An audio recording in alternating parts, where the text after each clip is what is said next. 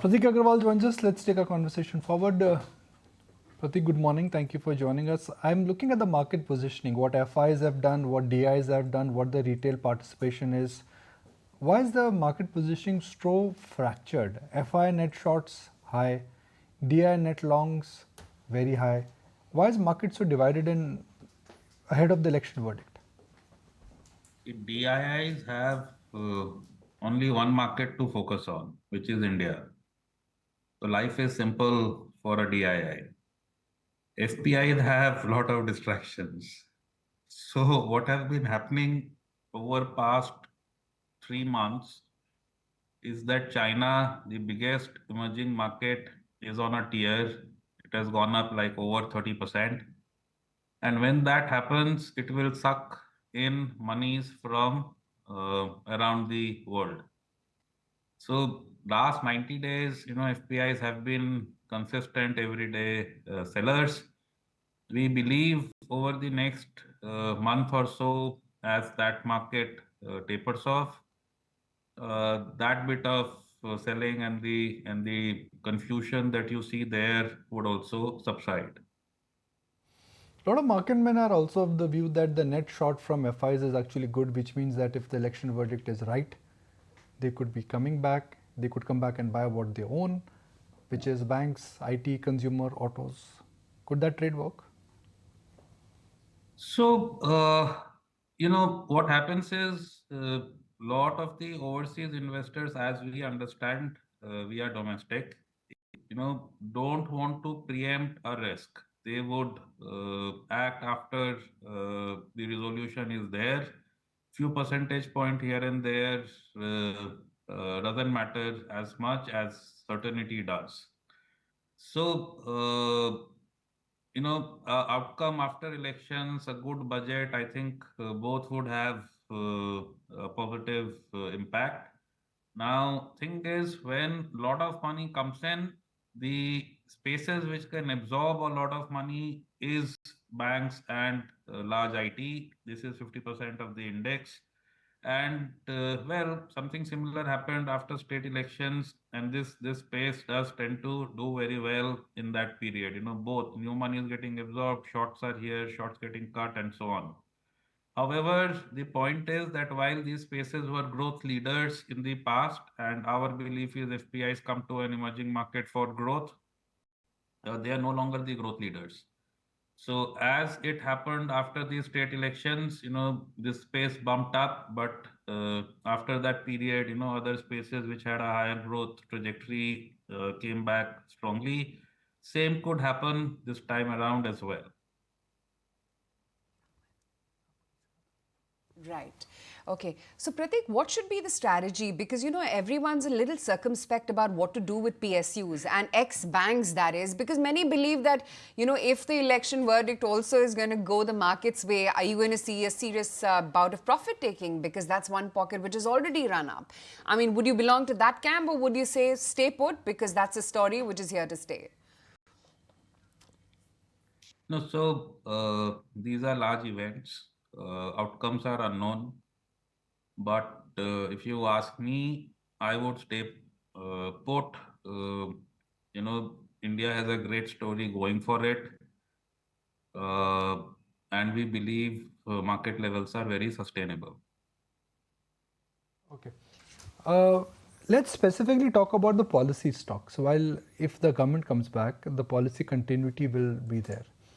But looking at what the current estimates are, everybody is betting on a continuity of the current government. These stocks have run up. You may want to call them policy stocks, you may want to call them Modi stocks.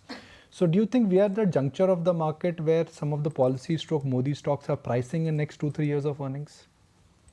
I try to stay away from, talking on this thing, but let me make a point slightly differently.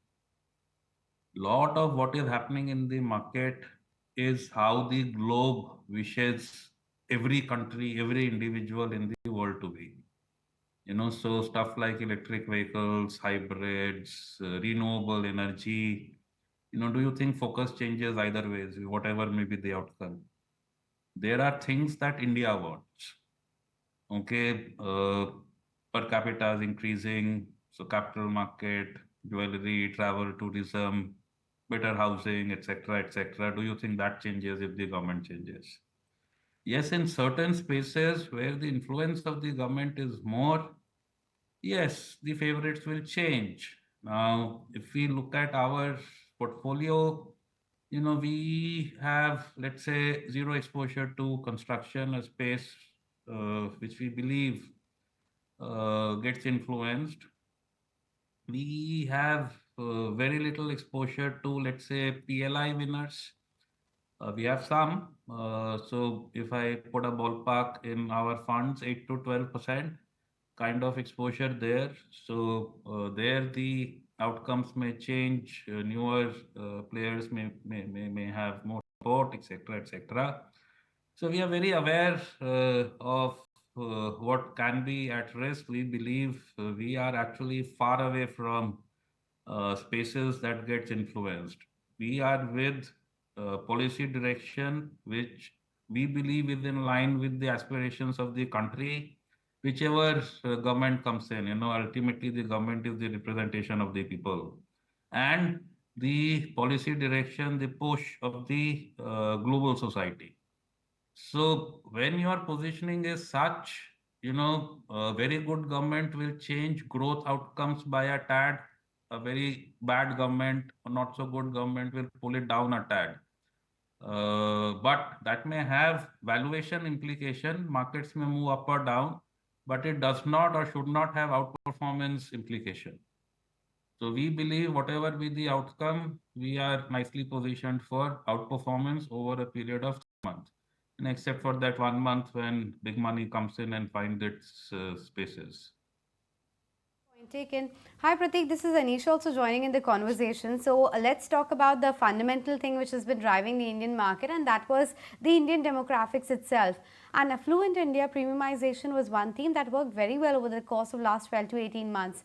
Going forward, do you expect that to continue, or is it time that rural recovery will start playing out and time to turn your portfolio a bit towards that?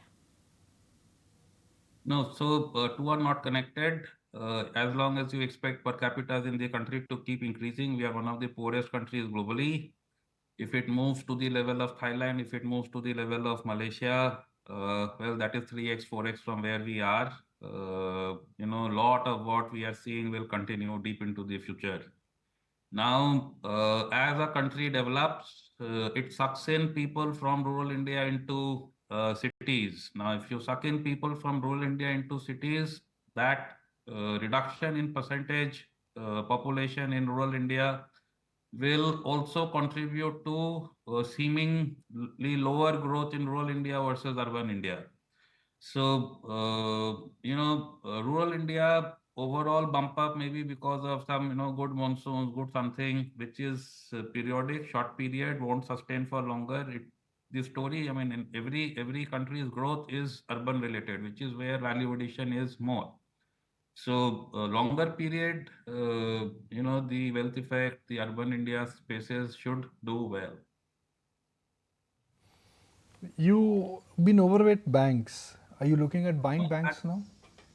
we are hardly over in our funds. Banks are 8 to 10% of our No, no, you were portfolio. underweight banks. Are you looking at buying into banks now? Huh. So, why are we positioned? We are quality and growth guys. When we say growth, we want a growth delta of 3% over index at the minimum, so that even after charging fees, there is something left for the investor as alpha over index. Now, very few banks will actually cross the hurdle of 15, 16% index growth into 25 and 26. The banks which would are part of our portfolios. And of course, where valuations make sense. So, what to So, your mind could be a combination of good, decent growth or reasonable growth and decent or reasonable valuations now for next 2, 3 years? So valuation context to our mind should change. Something which was growing at 30% commanded a particular valuation. When it grew at 20%, should have commanded a different valuation. Now things are growing at 15%, should command a different valuation. So past is not a perfect picture for the future for banks is one sense. But this is the conversation we are having now. We obviously keep looking at what you are suggesting. If thoughts change, we will bump it up. But very clearly, the thing to remember is expect us, our funds to be present in spaces where 3 to 5 year growth trajectory is, let's say base minimum 2 to 3% delta over index.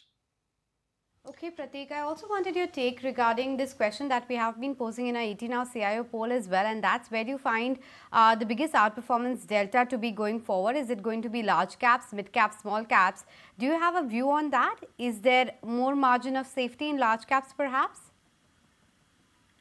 So good, easy. I'm no longer the CIO, but I'll answer that. See, this period is very different from earlier periods. So 8 to 21, large caps did 5% earnings growth, mid did 4, smalls did 2.8%. Now this is a period after 21 where large are doing 20 plus, mids are doing significantly higher and smalls are doing significantly higher. In the mid and small, there are several new businesses which have come up. Just like you got a Maruti late 80s, early 90s, you got software in 94, 95, you got defense, you got renewable, you got EVs, you got EMS now. And like somebody said, luxury consumption. Now, here the runway of solid growth over a very long period is there. I mean, yes, valuations can move up and down and that bit can happen, but the runway of super solid growth deep into the future is there. Our belief is stock performance lies where there is earnings growth.